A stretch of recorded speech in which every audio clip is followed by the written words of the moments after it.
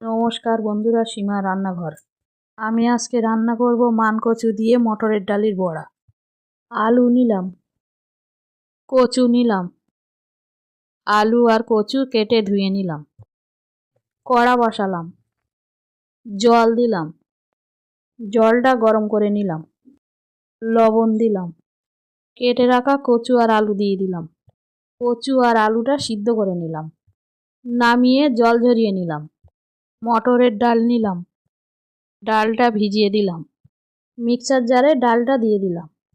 হলুদ, লবণ, কাঁচা লঙ্কা দিলাম, বেটে নিলাম। কড়া বসালাম, সরষের তেল দিলাম। বড়াগুলো একে একে ছেড়ে দিলাম। এক পিঠ ভেজে আর এক পিঠ উল্টে দিলাম।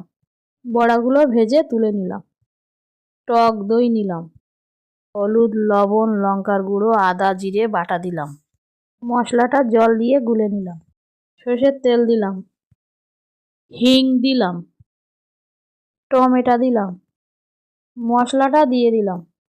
মশলাটা কষে নিলাম। সিদ্ধ করে রাখা কচু আলু দিয়ে দিলাম। নাড়াচাড়া করে নিলাম। চিনি দিলাম, জল দিলাম, ফুটিয়ে নিলাম। আগে থেকে ভেজে রাখা বড়াগুলো দিয়ে দিলাম। আরও কিছুক্ষণ ফুটিয়ে নিলাম। কিছুক্ষণ পরে নামিয়ে দিলাম।